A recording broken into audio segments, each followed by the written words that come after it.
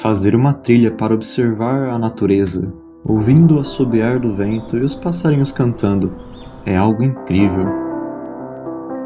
Mas, e se por acaso seguíssemos uma trilha rumo ao desconhecido?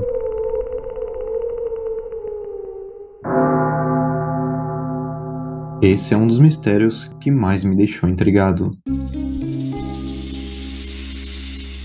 1989, Monte Asahi-dake, em Hokkaido, Japão. Um helicóptero estava sobrevoando uma grande floresta ao sul do monte, em busca de 2 trilheiros desaparecidos. O helicóptero ficou sobrevoando a floresta até o escurecer da noite, para achar os trilheiros, mas algo chama a atenção. Uma enorme mensagem de SOS feita com troncos de árvores. Isso faz com que o grupo de busca continue procurando os 2 desaparecidos por mais tempo, até que eles os encontram. Os 2 desaparecidos ficam extremamente felizes por verem o resgate. Ao entrarem no helicóptero, eles agradecem os seus socorristas, e um dos socorristas responde: "Se não fosse pelos seus esforços para fazer aquele SOS, não teríamos encontrado vocês." Mas os trilheiros perguntam: "Que SOS?"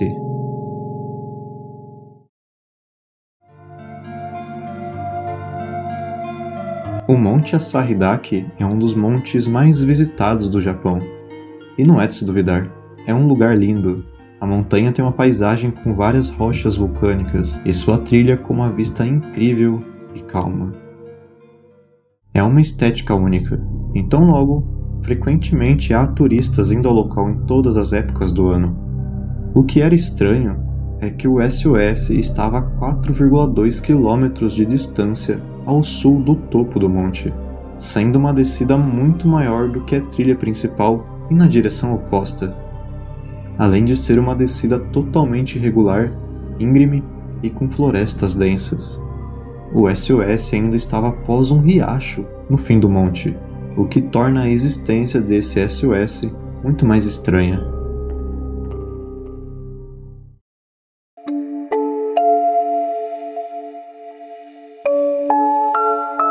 Como a pessoa que construiu o SOS chegou até lá? Como ela conseguiu cortar a árvore sozinha e fazer um SOS tão grande? No dia seguinte, foram enviados uma segunda equipe de busca para verificar se havia mais pessoas perdidas. E após um tempo, eles finalmente encontraram, mas apenas seus restos.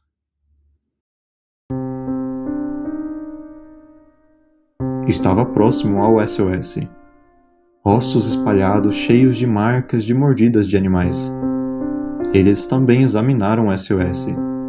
E foi constatado que haviam 19 troncos que mediam cerca de 4 metros cada um. Algo muito difícil para alguém cansado, após uma longa trilha, carregar várias vezes seguidas.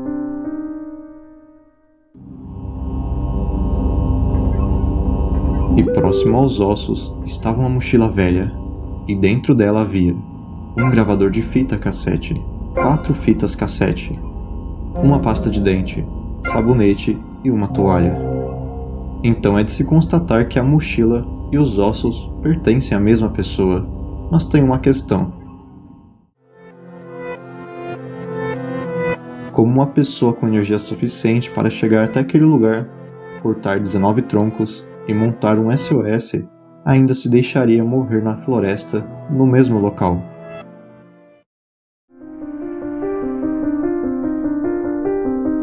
O caso para a polícia estava quase se encerrando por aí. Eles constataram que a mochila e os ossos eram da mesma pessoa que construiu o SOS. Os moradores locais diziam que o clima era volátil na região.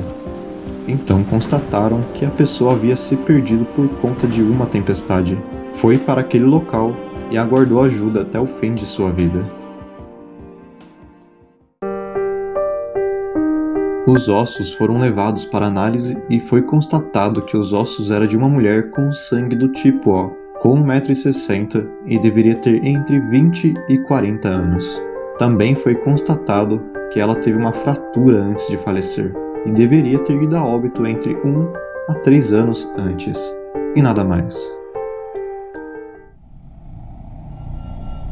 Mas espera, nada disso faz sentido. Como uma pessoa sozinha tinha força para descer a montanha, cortar 19 troncos, com em média 70 quilos cada, e ainda carregar cada um para montar o SOS? A pessoa estava com ossos fraturados, e para piorar, não foi encontrado nenhuma ferramenta. Será que essa pessoa estava realmente sozinha? Ou mais alguém morreu com ela?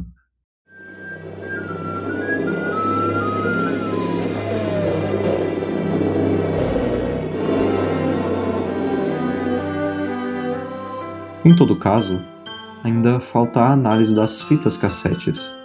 A polícia coloca as fitas para rodar e ouvem vários seriados de TV e música. Mas quando chegam na última gravação,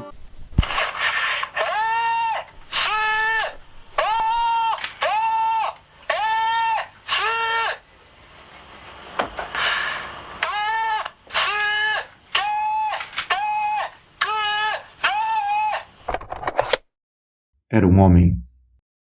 Irei resumir para vocês o que ele dizia. SOS, me ajudem. Estou preso no penhasco. SOS, me ajudem. Estou no local onde vi um helicóptero pela primeira vez. O sassá é denso e não consigo subir. Me peguem, por favor.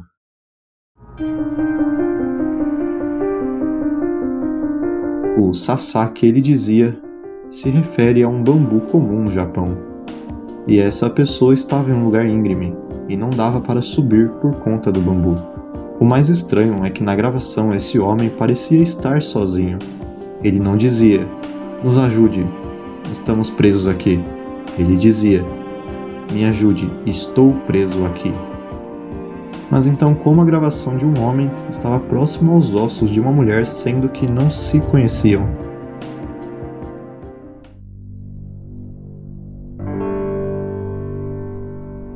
O SOS não poderia ter sido construído por uma pessoa só, ainda mais debilitada.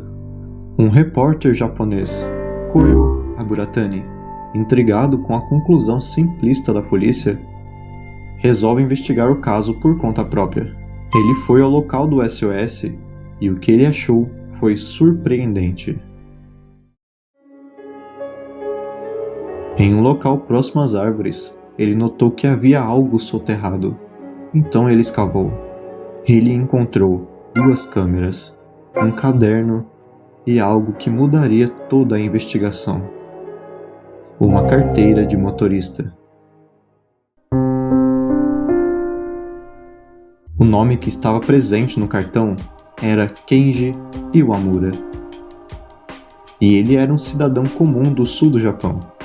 Essa descoberta foi absurda, pois ele certamente era o cara que gravou o pedido de SOS, e finalmente tinha um nome para a investigação. Então voltamos para 5 anos antes da descoberta do SOS. Kenji Iwamura foi identificado nos registros de um hotel no pé do Monte Asahi-dake. Ele planejava ficar algumas noites por lá.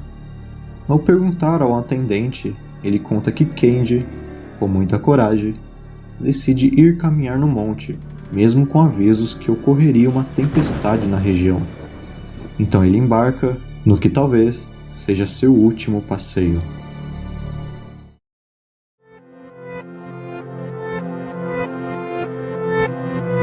Mas o proprietário do hotel ficou preocupado com Kenji. Horas se passaram e a tempestade vem. E o dono do hotel não tinha maneiras de entrar em contato com Kenji. Então dias se passam, semanas, e Kenji Iwamura nunca mais foi visto.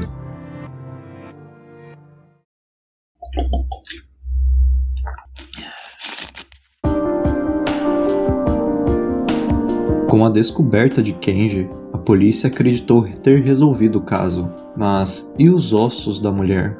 Alguns relatos diziam que constatar o gênero a partir de ossos era algo impreciso, e de todas as evidências, aqueles ossos não faziam sentido ser de outra pessoa além de Kenji. Então, confiantes, os policiais foram fazer uma última verificação. Eles foram até a casa dos pais de Kenji Iwamura para encerrar o caso. Ao falar com os pais, eles confirmaram que a mochila era realmente de Kenji e que ele gostava de animes e seriados.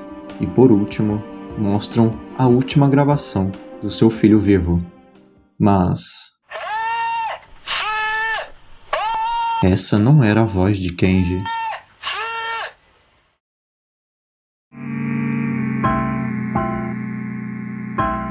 Eles falam com toda certeza que não reconheciam a voz, mas a polícia não queria gastar mais tempo nesse caso, e defendem que o SOS foi feito por Kenji, e descartam todas as inconsistências para encerrar logo o caso. O caso ganhou relevância mundial. O mundo ainda viu um mistério por trás de tudo. O caso não foi resolvido. Ele foi simplesmente descartado. Então, em 1990, os ossos foram reexaminados e, na verdade, pertenciam a um homem com sangue do tipo A e não uma mulher com sangue do tipo O.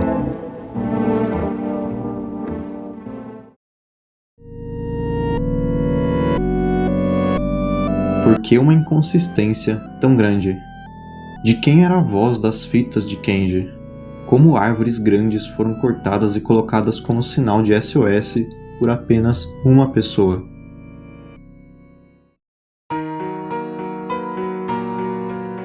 Após analisar a trilha do monte Asahi-dake, é possível notar que existe um desvio que dava na direção do SOS. E como vimos no início, outros também acabaram pegando esse desvio e se perdendo. Mas por que várias pessoas cometeriam esse erro? No monte Asahi-dake existe um ponto de referência terrível. Era uma rocha que é apelidada de Safe Rock. Ao encontrar essa rocha, o trilheiro deve virar à direita para subir até o pico da montanha. Mas estranhamente existe uma segunda pedra ao lado de Safe Rock, e é apelidada como Fake Safe Rock. E ao usar essa pedra como referência, faz os caminhantes irem ao lado sul da montanha, onde o terreno é muito mais íngreme e contém uma floresta densa de bambu sassa. Algo curioso é que nos anos seguintes, a Fake Safe Rock foi marcada com cordas e madeiras para os caminhantes não usarem de referência. Uma decisão um pouco burra, pois agora os caminhantes estavam usando mais a Fake Safe Rock como referência.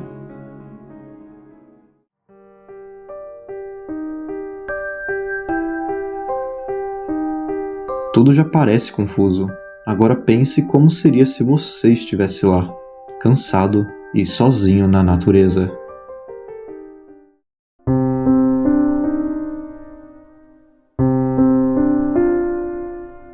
Vamos supor que o SOS foi feito por Kenji, e ele estava sozinho.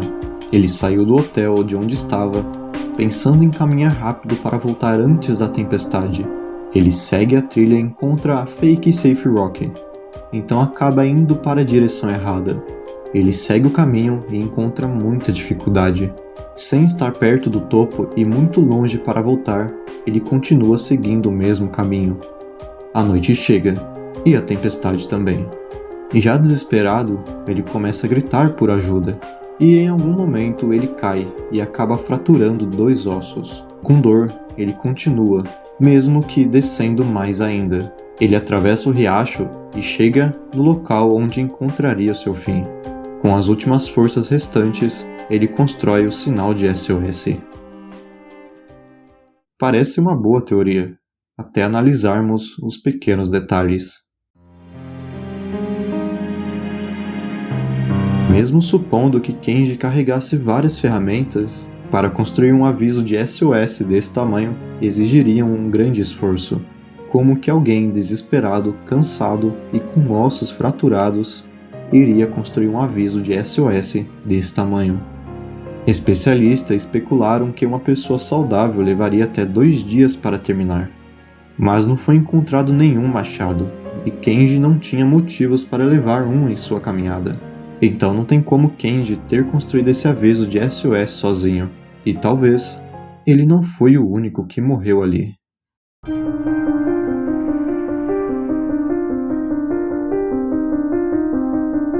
A teoria mais congruente com tudo isso é que Kenji Uemura, na verdade, não estava sozinho.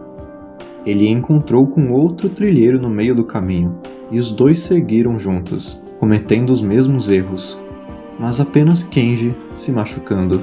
Após atravessar um riacho, eles decidem ficar lá pois Kenji não conseguia mais se movimentar. Então essa outra pessoa que estaria carregando um machado teria criado o SOS, pegado os suprimentos restantes e ido atrás de ajuda. Isso explicaria o porquê não encontraram um machado em nenhum outro corpo. No fim, nenhum dos dois conseguiu ajuda, e morreram lentamente em meio à floresta, sozinhos e abandonados.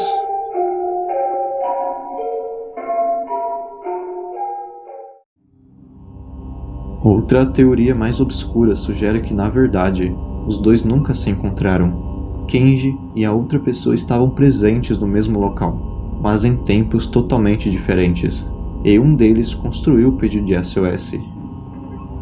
Mas algo assustador é que os ossos nunca foram datados como o de Kenji. Por que houve um erro tão grande na classificação dos ossos? Nunca houve uma resposta oficial sobre de quem eram os ossos. Ninguém sabe quando o pedido de SOS foi construído e quem a construiu.